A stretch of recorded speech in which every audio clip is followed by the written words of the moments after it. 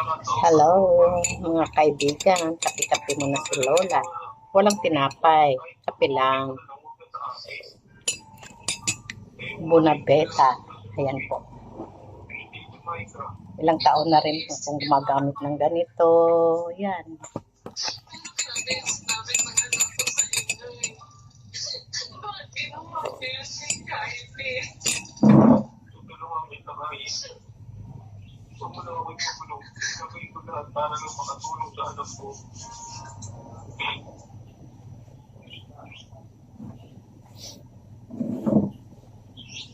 Nagluluto ako ng paksiw.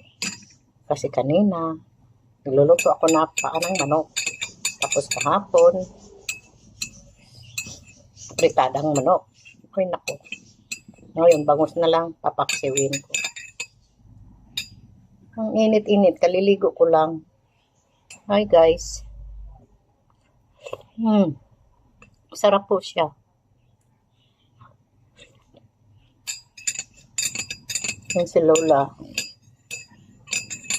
Minsan yung diabetes, pag kape ang iniinom yung mga 3-in-1, hindi maganda sa may diabetes. Pero ito siya, maganda siya.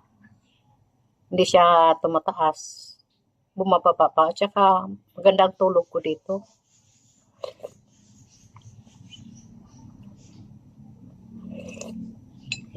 Parang sabaw lang. Ayan guys, yung mga kaibigan ba ako, laging umiinom siya ng soft drink.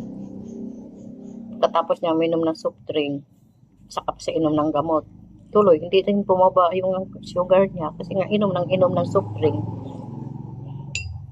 Ko naman, pag mayroon lang, may bisita kami, titikim-tikim lang ako. Nagagalit din yung anak ko. Tapos hindi rin ako gaano nagkakape.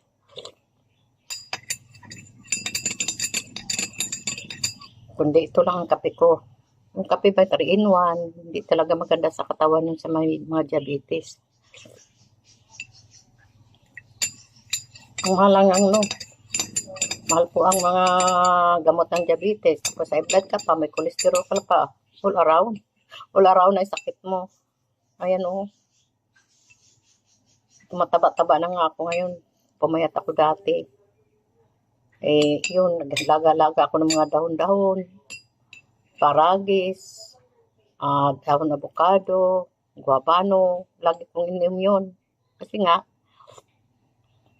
maganda rin yun sa katawan. Avocado para sa kidney. Guys, alam na. Kakape-kape mo na si Lola at may niluluto pa. Thank you for watching guys. Please like and subscribe. Thank you so much mga kapatid. Sana suportahan ninyo si Lola. Lot. Walang make-up yan, bagong ligo. Walang lipstick, kaya ganyang katanda. Thank you for watching guys.